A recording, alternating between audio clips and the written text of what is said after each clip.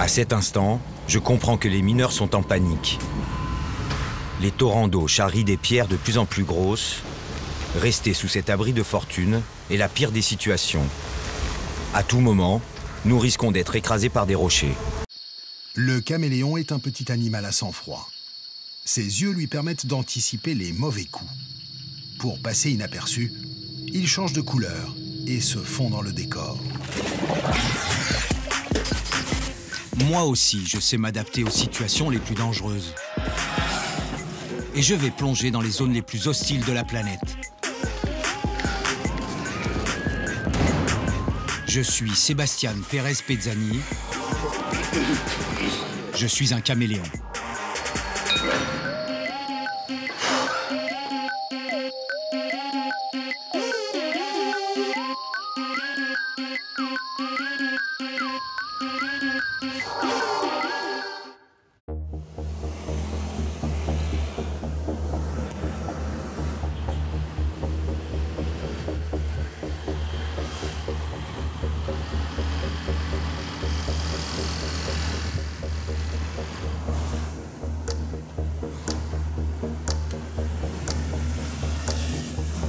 Je suis en Indonésie, sur l'île de Bali, une des destinations touristiques les plus courues de la planète.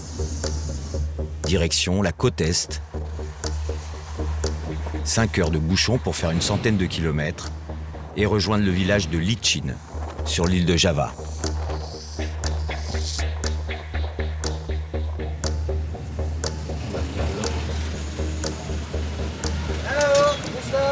Hello. Hello.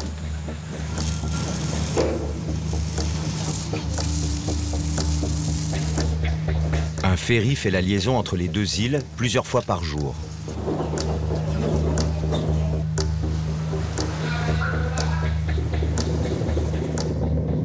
Deux heures de trajet au milieu des pots d'échappement et des vapeurs de gasoil. Mais ce n'est rien, comparé à ce qui m'attend.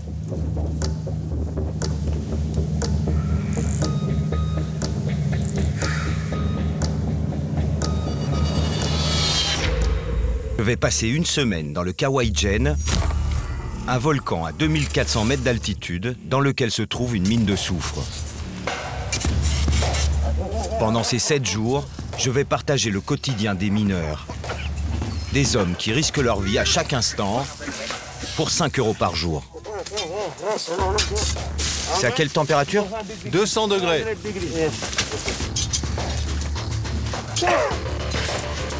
Je me brûle. Le Kawaïjen est la mine de soufre la plus dangereuse du monde.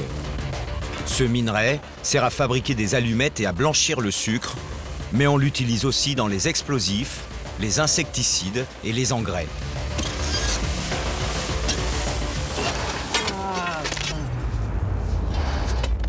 Dans cet univers apocalyptique, je vais devoir aller au bout de mes forces pour comprendre qui sont ces hommes prêts à tous les sacrifices. Ah. Allez, je vois rien. Ah. Ok. Supporter les fumées toxiques qui ruinent les yeux, brûlent la gorge et enflamment les poumons.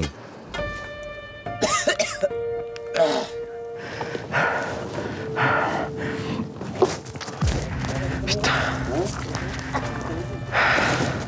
Tout ça à quelques mètres du lac le plus acide du monde, où le moindre faux pas vous mène à une mort certaine. Bienvenue dans l'enfer du Kawaïjen.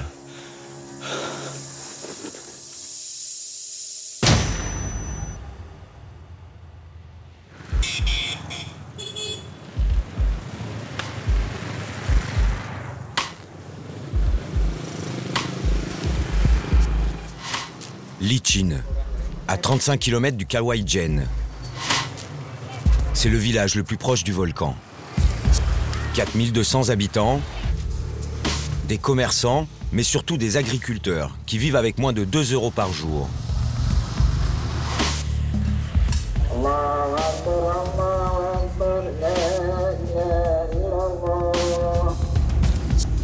En ce moment, c'est les festivités du Ramadan. Le village tourne au ralenti.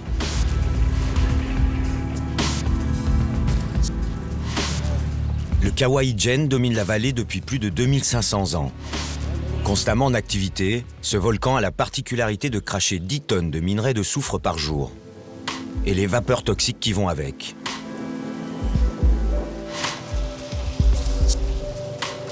Avant de m'y rendre, je vais quand même prendre quelques précautions.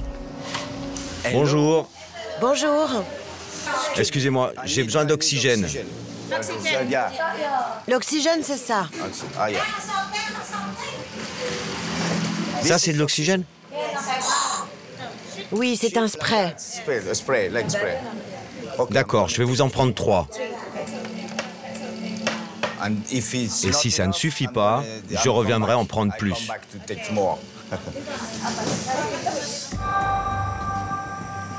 Autre détail et pas des moindres, la dernière éruption a eu lieu le 15 août 2002.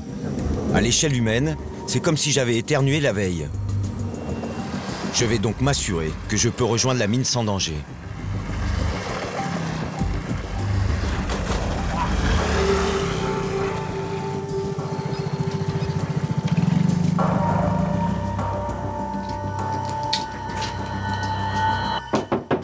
Moi, c'est Sébastien. Vous êtes le sismologue? Oui, à Ijen, le poste de surveillance du volcan Ijen. Nous surveillons la zone. Eri surveille le Kawaï-jen 24 heures sur 24 depuis 32 ans. Vous nous montrez? Je peux voir? Oui, c'est par là. Je vous suis. C'est la salle de surveillance de l'Ijen. Monitor. Ça, c'est un sismographe. Oh, Seismograph. d'accord. What is that? C'est quoi ces traits? Tanda waktu. Des marqueurs de temps. 1 minute, ça c'est 1 minute. Un tour, c'est 5 minutes. Ok, ok. Alat ini untuk Mon travail en tant qu'observateur, avec cet appareil, c'est de minimiser le nombre de victimes s'il arrive une catastrophe. bencana, khususnya gunung api. Di Au puncak, sommet du volcan, il y a un capteur. Ok. Dans le volcan. di vulkan, Là, on voit qu'en ce moment, l'activité est normale. ini keadaan normal. Si le volcan entrait en éruption, il y aurait des signes. Tanda-tanda On verrait beaucoup de tremblements, comme ça. seperti ini banyak. Ok. This is Ça, c'est l'activité. When it starts like Quand les that, lignes sont comme ça, c'est potentiellement dangereux. it can be dangerous. Yes. Jadi Dans notre protocole, nous avons plusieurs niveaux d'alerte. penatapan suatu gunung api. Niveau 1, surveillance. Nah, Niveau 2, vigilance. Niveau 3, éruption. siaga. Niveau 3, c'est évacuation. Évacuation de tout le monde. Ok. Semuanya kosong. Kita punya normal, kita tetap En ce rekomendasi. moment, avec le niveau d'alerte 1, 1 kilomètre. nous conseillons de rester à 1 km du cratère, sur les bords du volcan. Bibir kawah. Ok. Nah, sampai di bibir kawah. Nous n'autorisons pas la descente dans le cratère, Diperbolehkan. Ok. Apalagi cuaca buruk. Cuaca buruk itu hujan, surtout quand il pleut ou mendung, qu'il y a du brouillard. C'est interdit. berawan. Ce gaz est nocif. Il a un taux très élevé d'hydrogène sulfuré. Yeah. I got Et to je put dois me something protéger? not good. The gas. Tidak mampu. Les masques ne sont pas suffisants. Tidak mampu, Pak. Yes. But Oui, mais moi, je dois y I have to aller. go. But I have to go to. Non, non, il ne faut pas faire ça. Non, il ne faut pas. Ne faites pas ça. Boleh.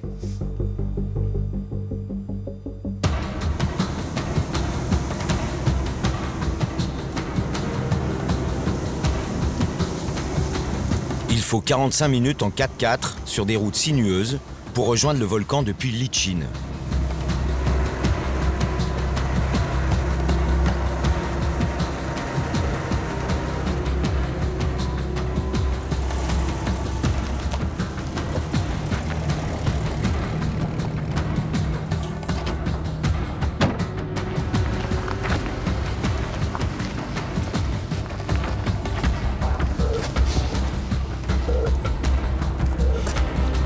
Pour aller jusqu'au sommet, je vais devoir parcourir plusieurs kilomètres à pied.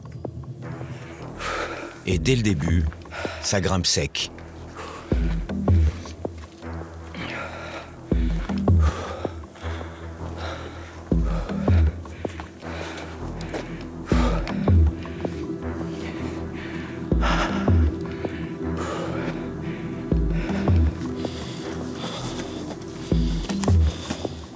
Les premiers porteurs de soufre redescendent leurs minerais. Ils ont travaillé toute la nuit.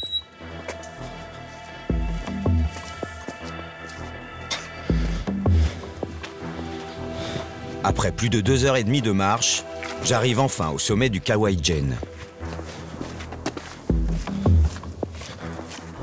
On voit déjà la fumée toxique, le soufre.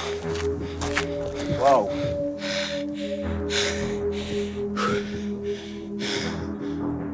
Le cratère du volcan est noyé depuis plus de 2 siècles sous le lac le plus acide du monde. Un pH de 0,2, aussi corrosif que l'acide sulfurique. C'est la plus grande réserve naturelle de soufre d'origine volcanique. La vapeur qui remonte a une odeur d'œuf pourri, mais le pire, c'est qu'elle brûle tout le système respiratoire. Je suis à 500 mètres au-dessus de la cheminée, et déjà, je dois mettre 2 masques de chirurgien et un foulard par-dessus pour me protéger.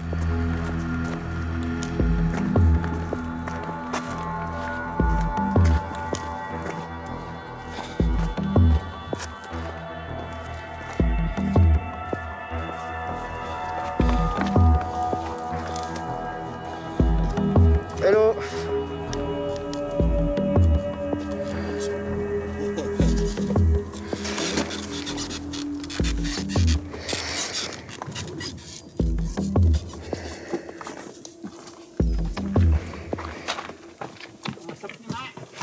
J'entame ma descente dans le cratère par l'unique chemin possible.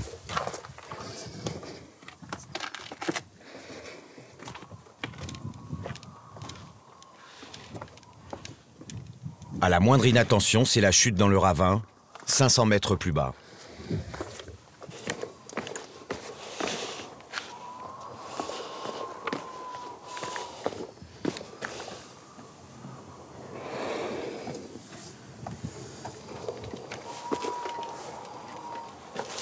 Hello?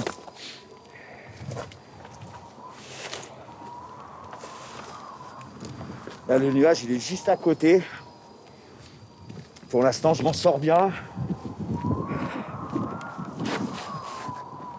J'essaie de l'éviter, là. Les vents, ils sont complètement sur la montée, quoi. Alors là, c'est ce qu'on appelle avoir les vents contraires. Hein. C'est un truc de malade.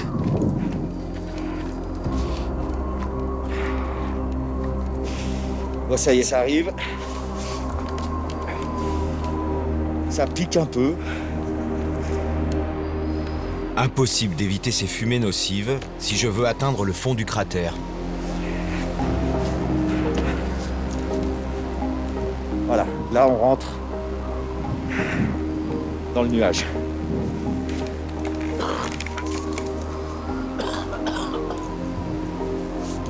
Oh. Je prends les vents en pleine gueule là. Je trouve le chemin en même temps.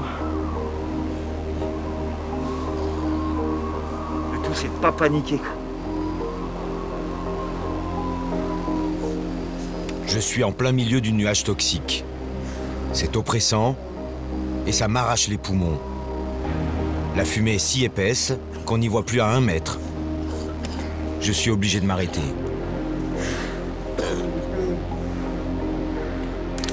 Un des mineurs que j'ai croisé en montant m'a donné une astuce pour pouvoir apaiser la douleur. De l'eau sur le foulard qui sert à fixer le soufre. Oh, c'est bon.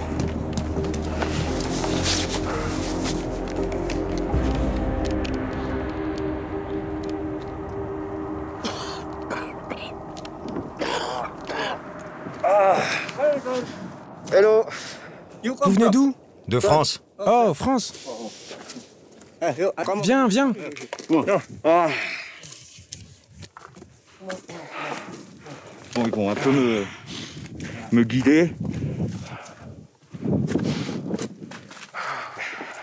Tiens, si je peux pas mettre mon masque à gaz, c'est que j'arrive pas à marcher avec la vitre, elle déforme les distances. C'est quoi votre nom? Sébastien. Sébastien. Ah, Bastian. Bastian.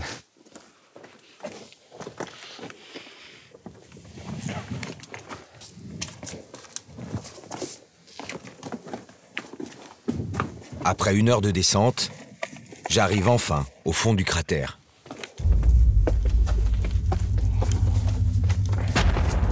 Bienvenue en enfer.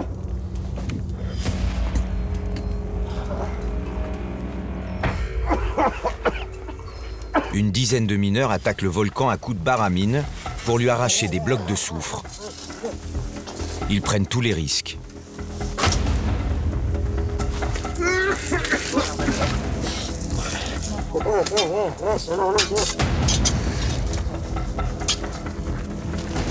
Je me brûle! Les émanations de soufre, la chaleur, la poussière et les fumées. Je suis obligé de prendre un peu de distance. Le principal ennemi quand on travaille dans cette mine, c'est le vent qui déplace les fumées toxiques.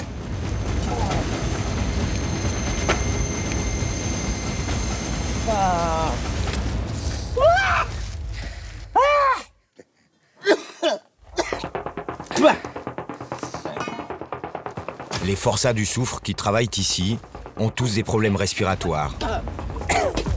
Ils ont une espérance de vie de 45 ans.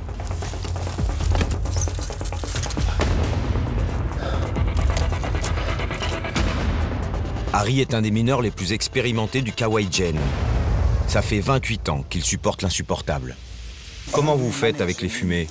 Il faut chercher l'endroit le plus sûr en fonction du vent, pour essayer de l'éviter, comme par là-haut, au bout là, tu vois.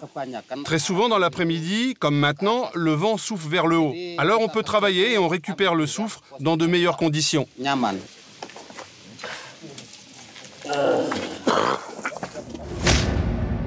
Lui, c'est Asrin, le meilleur ami d'Harry. C'est aussi son binôme de travail.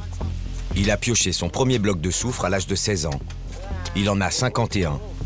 À lui seul, il a déjà extrait plus de 900 tonnes de soufre du Kawaï-jen.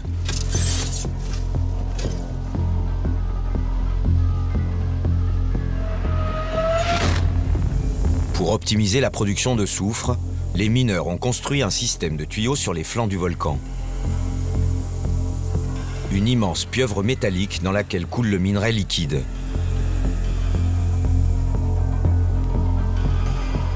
C'est au contact de l'air qu'il se solidifie et devient transportable. Qui a fabriqué ça? Mes amis et moi-même, nous étions une équipe de 12 personnes pour poser les tuyaux en fer, mais aussi pour toute la logistique autour. Et ça sert à quoi? Ça, ce tonneau, il sert à retenir la fumée et augmenter le rendement. Avec ça, le soufre coule en plus grande quantité. Attends.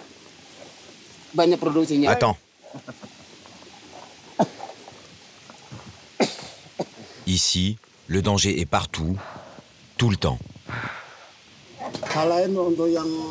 L'autre chose très dangereuse pour nous, c'est ça. C'est le danger numéro 1. Parce que s'il y a trop d'eau de pluie et que le volcan rentre en éruption au même moment, ça crée des gaz mortels et des bulles d'acide.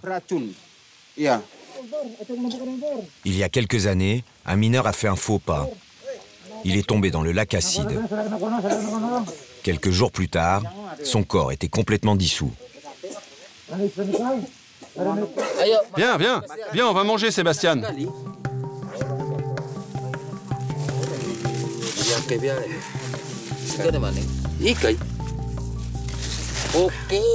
Qu'est-ce que c'est? C'est du riz, du poulet, des œufs et du maïs. C'est bon? Oui, c'est bon. C'est épicé, non? Un peu. Un peu? Je suis dans cette mine depuis quelques heures. Harry et Asrin m'ont déjà pris sous leur aile.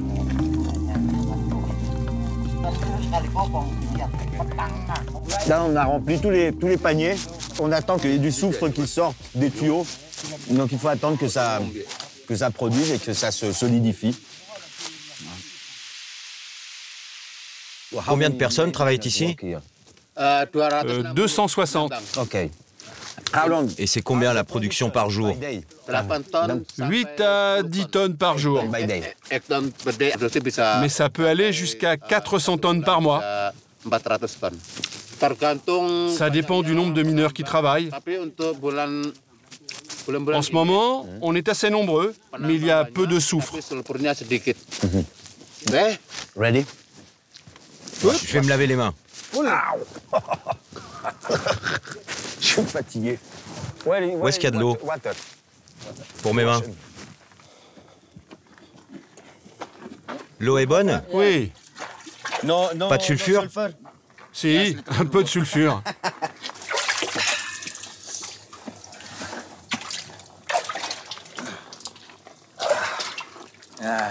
Merci beaucoup. De rien, de rien. Une de mes bagues que je croyais en or s'est oxydée à cause du soufre. Ok. Je me suis fait escroquer sur celle-là, je crois. Oh. Si les mineurs extraient le soufre à coups de baramine et à main nue en risquant leur vie, c'est parce qu'aucune machine ne peut remplacer leur travail. Avec l'oxydation, elle ne tiendrait pas une semaine.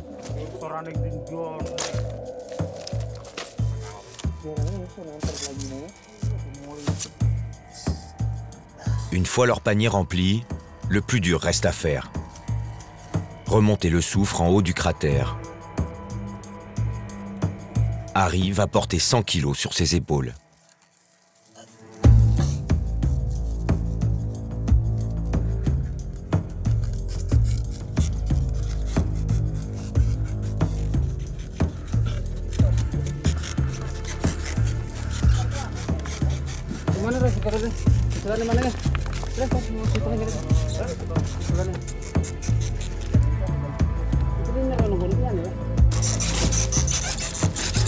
Il va leur falloir plus de 2 heures pour atteindre le haut du volcan et à chaque instant, rester concentrés pour éviter la chute.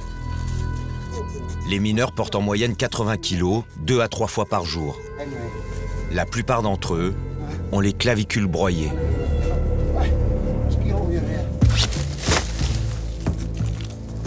En haut du cratère, le soufre est mis dans des sacs.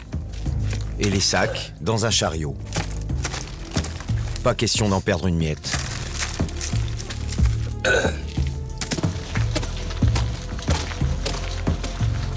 Direction la pesée. Une compagnie minière achète le soufre au porteur, 1000 roupies le kilo, soit environ 7 centimes d'euros.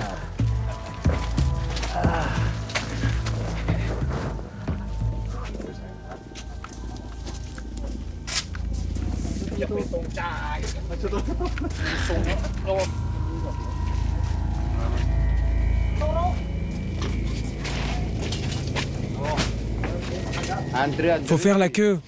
Faites la queue pour la peser. «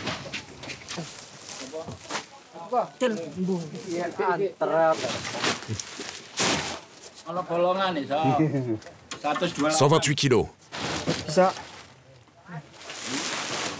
Aidez-le, c'est trop lourd pour lui.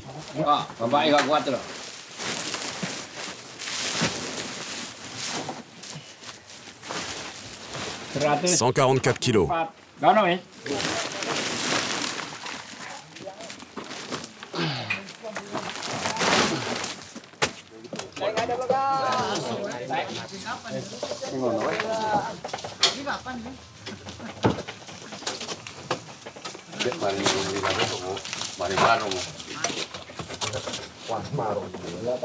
210 kilos. »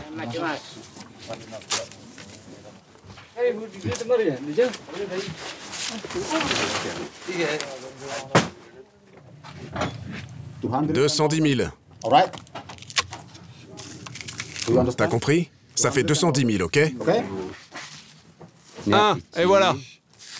C'est bon, ça suffit. Et les bonbons? Ah oui, partage. Pour ce premier voyage, Harry et Asrin n'ont gagné que 7 € et 3 bonbons chacun. Tout ça pour 6 heures de travail. Ils vont devoir faire un autre aller-retour dans le cratère avant la nuit.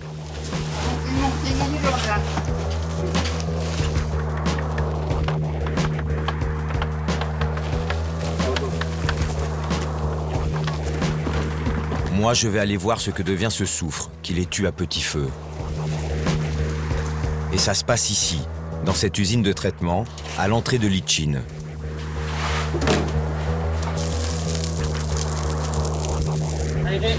Le soufre en morceaux est chauffé dans des fours pour être liquéfié.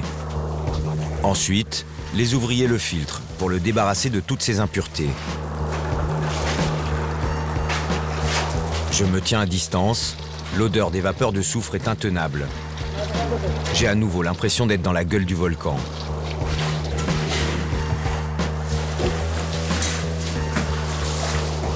Les 10 ouvriers qui sont là en permanence gagnent 150 € par mois, la moitié du salaire des porteurs du Kawaïdjen. Ils sortent 13 tonnes de minerais purifiés par jour.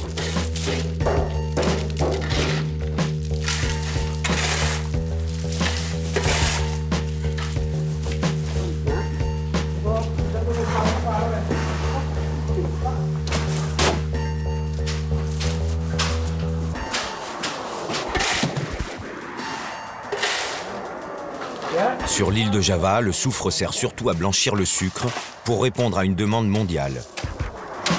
Les consommateurs préfèrent le sucre blanc raffiné au sucre roux naturel.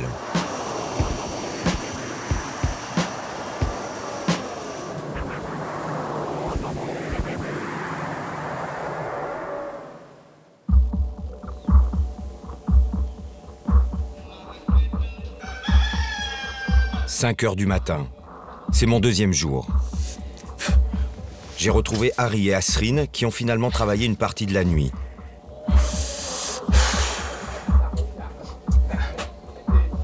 Leurs camarades reprennent des forces avant de repartir dans le cratère.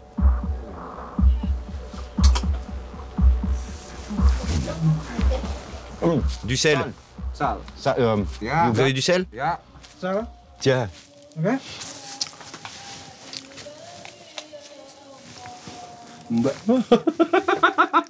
Merci. C'est bon? C'est mieux.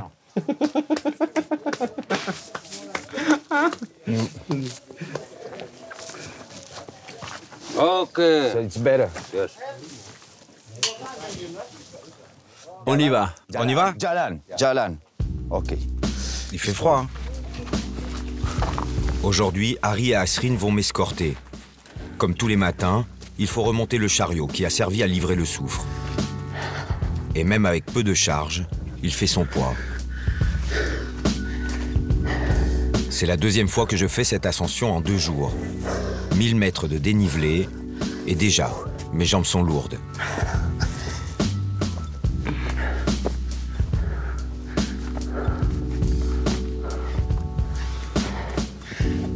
Ok.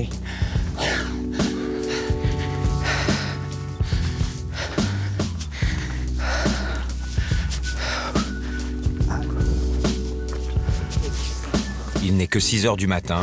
Certains mineurs ont déjà fait 2 allers-retours avec leur chargement.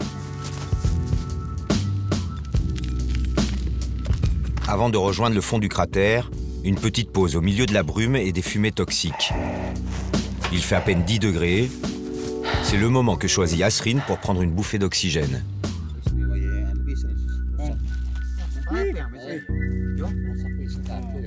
On prend les sacs? Oui.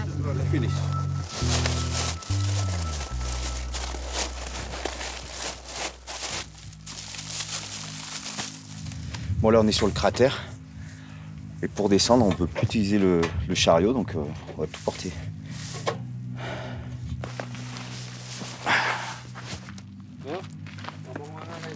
Ok.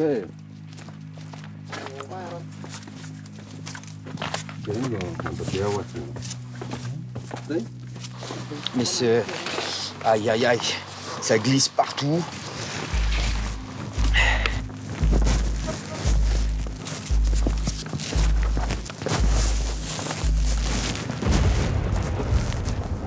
Après 25 minutes, une petite pluie nous force à stopper la descente. Nous nous abritons sous les rochers les plus proches, mais cette idée va s'avérer dangereuse.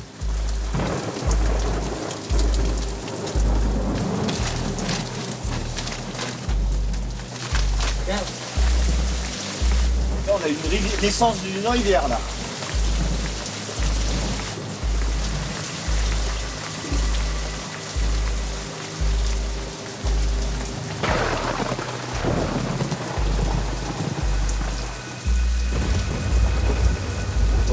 En quelques minutes, la petite pluie va se transformer en averse diluvienne.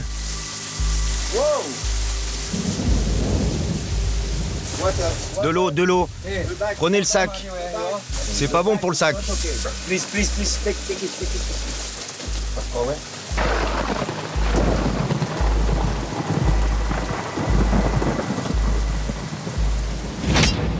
À cet instant, je comprends que les mineurs sont en panique. Les torrents d'eau charrient des pierres de plus en plus grosses. Rester sous cet abri de fortune est la pire des situations. À tout moment, nous risquons d'être écrasés par des rochers. Des rivières de boue se sont créées. L'une d'entre elles a coupé en deux le sentier qui mène au fond du volcan. Bon alors on a pris la pire pluie qui puisse arriver. On était en train de se protéger sous des rochers, mais là ça devient dangereux en fait. Il peut y avoir des glissements de terrain. Ça a démarré petite pluie, tout allait bien, et puis d'un coup, boum! Et là c'est devenu impraticable. Donc je vais devoir remonter, me protéger, puis on va voir si je reviens là. Incroyable.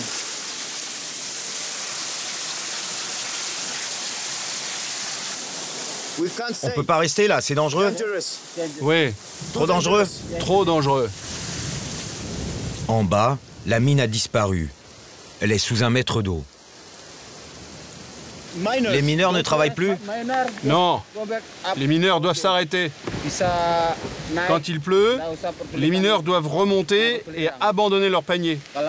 Avec cette eau, le gaz qui sort du cratère est totalement empoisonné.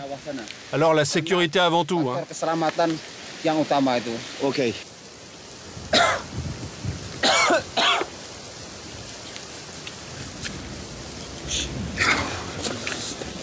Comme tout le monde est remonté, ils ont laissé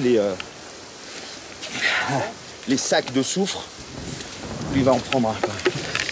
Tu vas en prendre un maintenant? C'est trop dangereux. Ok. Mais il pleut. Ok. Ok. Putain. En fait, là, il le porte parce que sinon, il a perdu sa journée. Les journées de pluie, des journées perdues.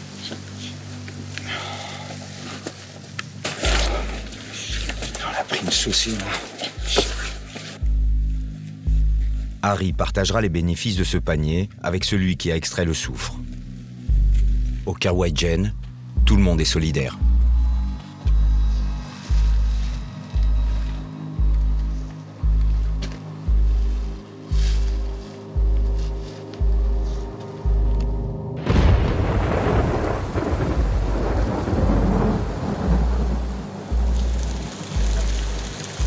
Retour dans le camp des mineurs, au pied du volcan.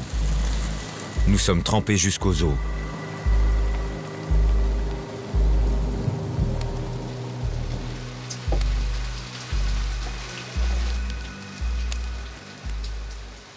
Il fait froid. C'est lequel ton café? Celui-ci. D'habitude, on peut monter 3 fois par jour. En ce moment, c'est plutôt 1 fois. Une seule ascension. Quand il pleut, on ne peut pas travailler. No roupies. Pas d'argent. Vous pouvez pas travailler. C'est difficile de trouver de l'argent. C'est vraiment très risqué quand il pleut. Oui, très risqué. Il n'y a pas longtemps, on a eu 3 morts. Oui, 3 personnes. Trop d'eau? C'est pas l'eau. C'est les éboulements. Des rochers et des pierres sur la tête. C'est pour ça que t'as les doigts de pied amputés? Oui, c'est à cause des pierres. Il pleuvait, une grosse pierre s'est décrochée.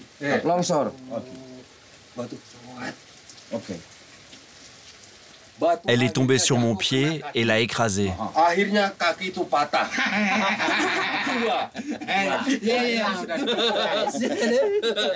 T'as été à l'hôpital? Oui, j'ai été hospitalisé. Ils ont recousu.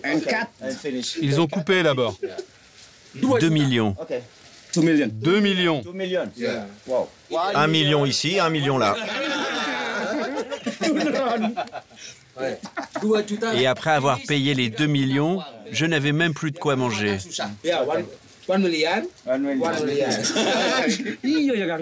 Comment ils peuvent être aussi larges et aplatis? Ils sont énormes, tes pieds. Regarde ça. Pourquoi tes pieds sont comme ça? Trop de poids sur les épaules.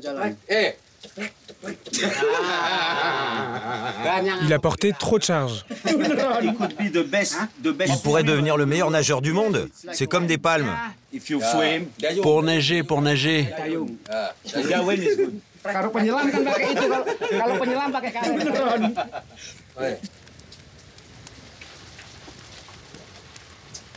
Je pensais pouvoir me reposer un peu ce soir, mais les mineurs veulent retourner travailler. Les aléas de la météo leur ont fait perdre trop d'argent.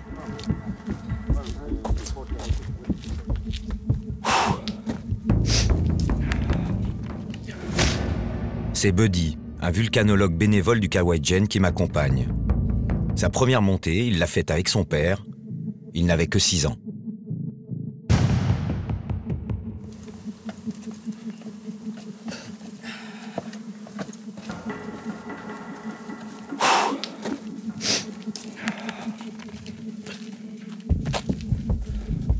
Et je ne vais pas être déçu de l'avoir suivi cette nuit.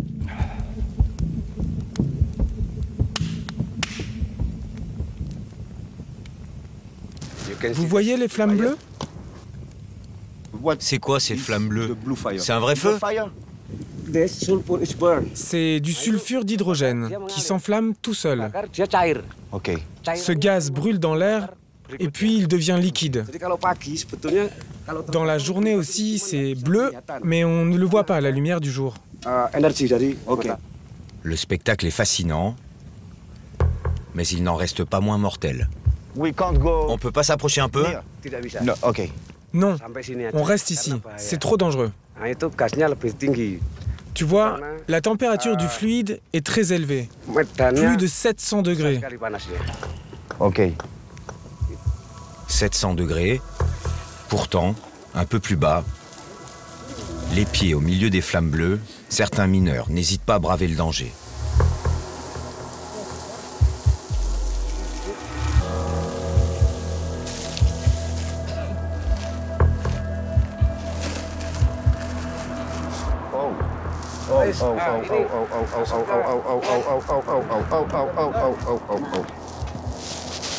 Là, on était bien avec le vent, là, et d'un coup...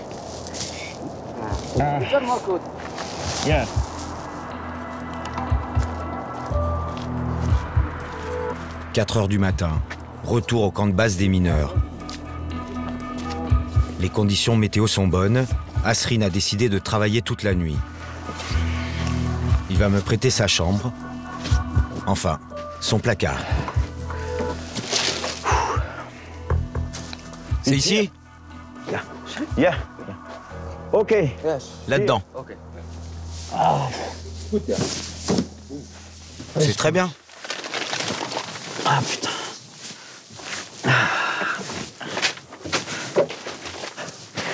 Je vais rester habillé parce que s'il caille, quoi.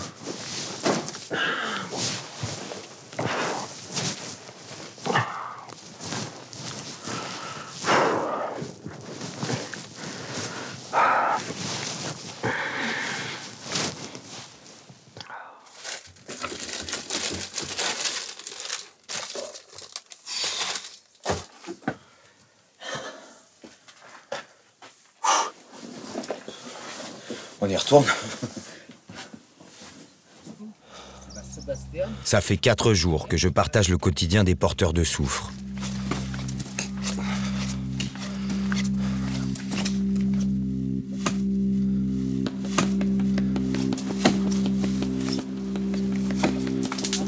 Entre le manque de sommeil et les courbatures, les montées sont de plus en plus difficiles.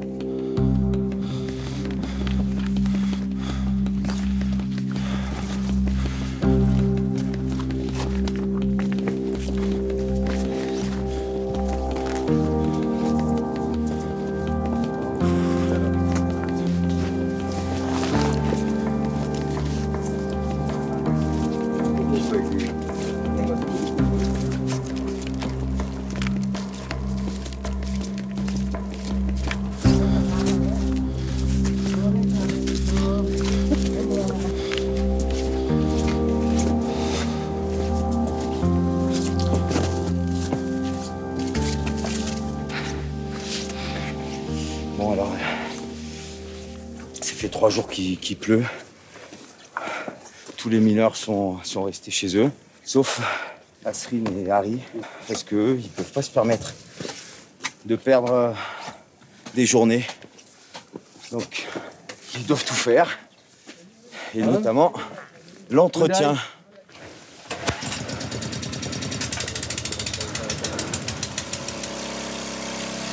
Un entretien à haut risque.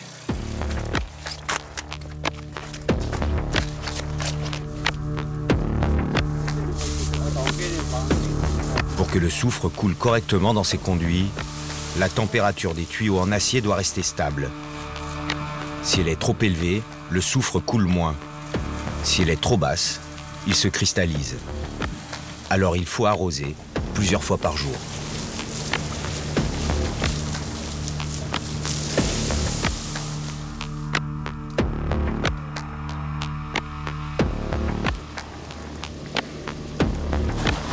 Un travail qui porte vite ses fruits.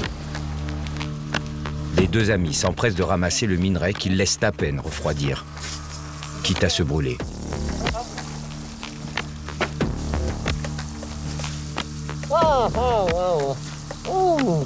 Quelle température? 200 degrés.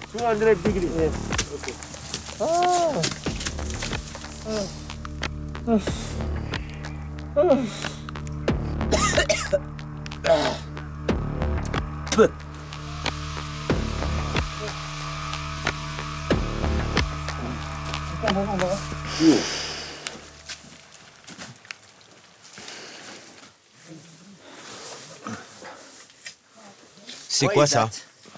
Du ciment. Pourquoi faire? C'est pour colmater les fuites dans les tuyaux. Ce ciment résiste au feu, car la température là-bas est très très élevée.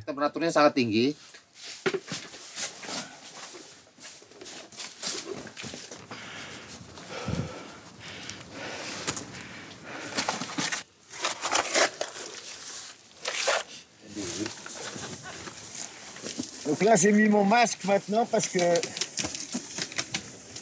on va aller là où c'est très enfumé.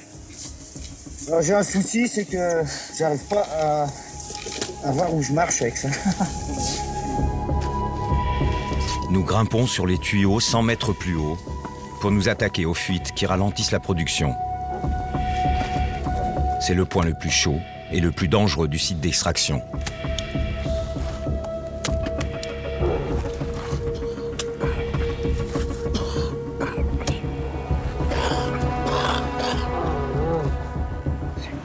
Partout. Dès que je touche un tuyau, je me brûle. Je ne peux pas poser mes mains. Je ne sais pas comment ils font. Ils n'ont même pas de protection pour les yeux. Je ne tiendrai pas une minute. Sous nos pieds, la chaleur est intense. J'ai l'impression que mes chaussures pourraient fondre à tout moment.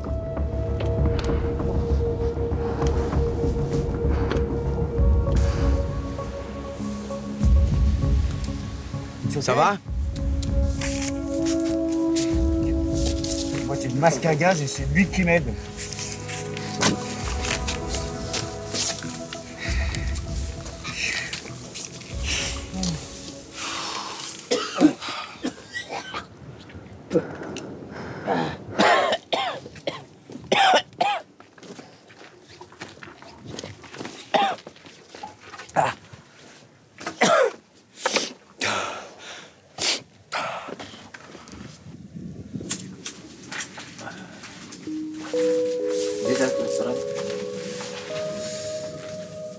Après avoir été dans la fumée, se griller une cigarette, c'est... Trop bon. C'est trop bon.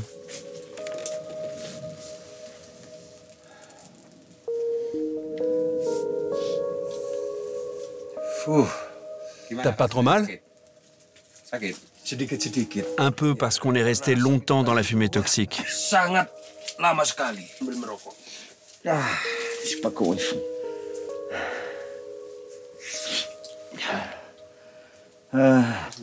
Mon pied.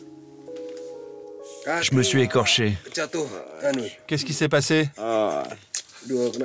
Je ne sais pas si c'est un bloc de soufre ou une pierre.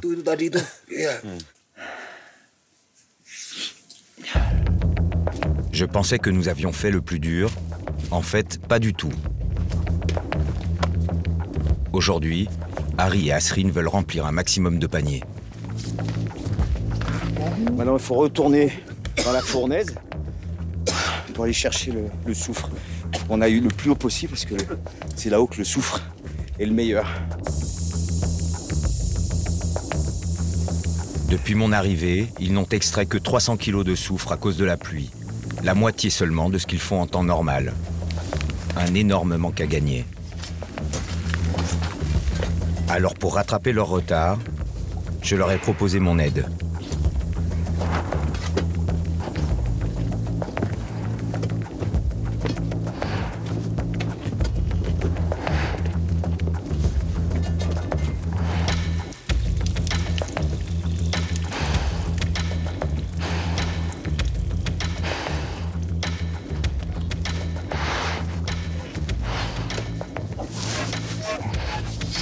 Allez, le skinet, je vois rien. Ah, ok. Ah.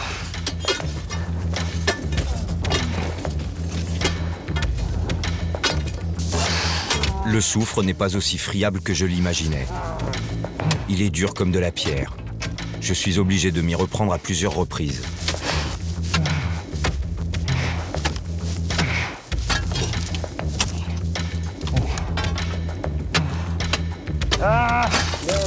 Waouh, t'es fort!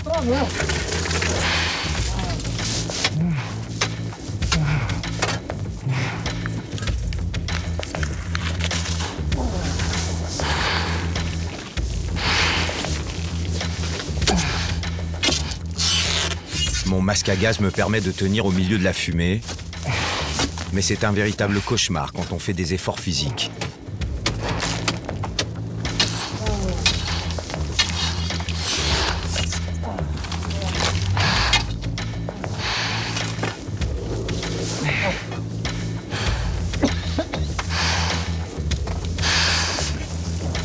Putain, c'est chaud.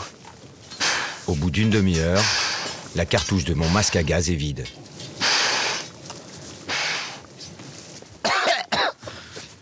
Ah. Ah. Ah.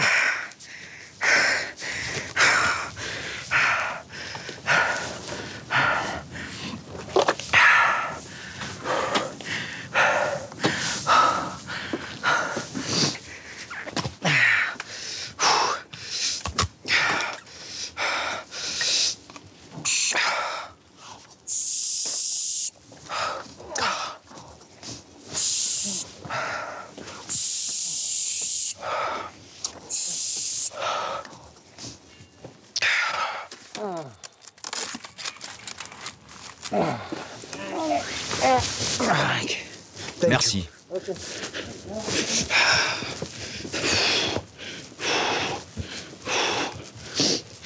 Je vais faire une centaine de mètres avec 40 kilos sur les épaules. La moitié de ce que portent les mineurs à chaque voyage. Je sais que remonter les paniers en haut du cratère sera pour moi impossible.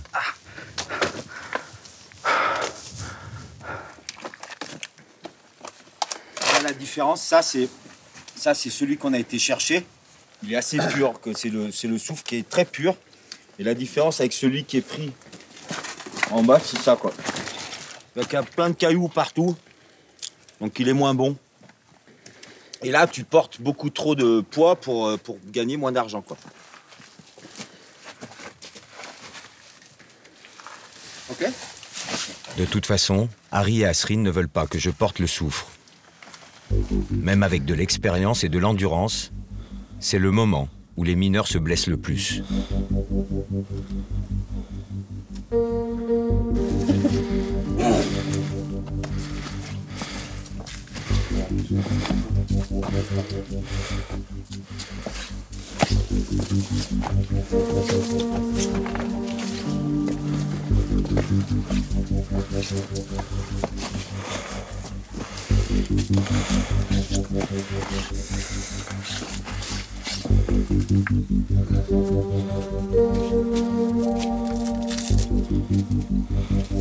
Après 1 heure de remontée, une petite pause. La seule qu'il s'octroie. C'est la dernière journée de travail de la semaine. Harry et Asrin sont impatients de rentrer chez eux.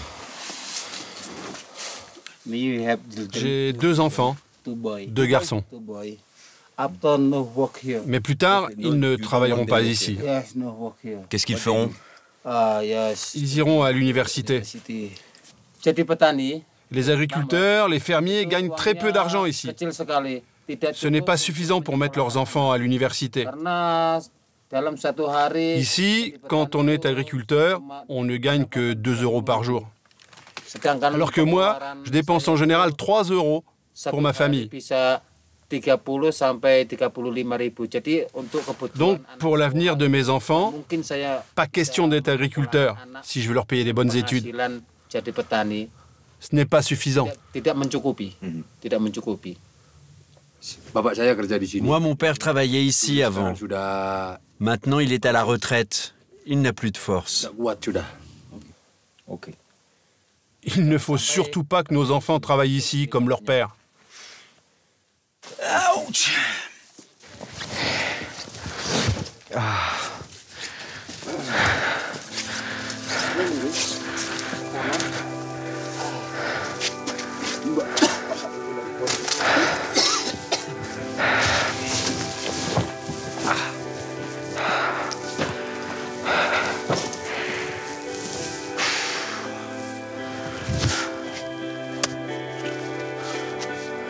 Vous êtes bon. Vous êtes bon. Très bon. Fort.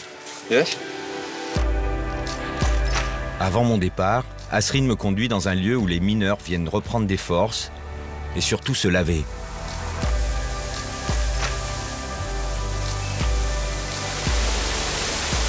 Ok, je vais me baigner. Après une semaine dans les fumées du cratère, j'ai l'impression que l'odeur du soufre est incrustée dans ma peau.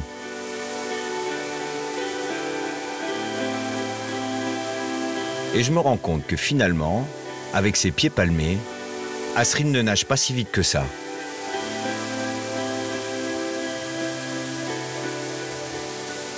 Après une semaine sur l'île de Java, c'est mon premier moment de répit. Je sais maintenant qu'en Indonésie, l'enfer n'est jamais très loin du paradis.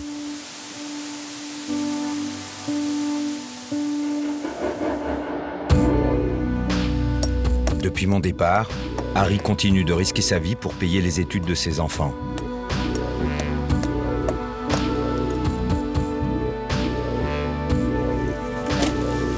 Asrin a décidé qu'il arrêterait d'être porteur de soufre à 60 ans.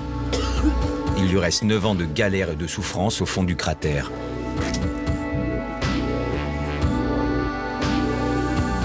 Plusieurs projets de mécanisation du site d'extraction sont à l'étude, mais il y a peu de chances que des machines résistent à l'oxydation et au pouvoir destructeur du volcan. Les mineurs du Kawaijen ont encore du temps devant eux pour mourir à petit feu.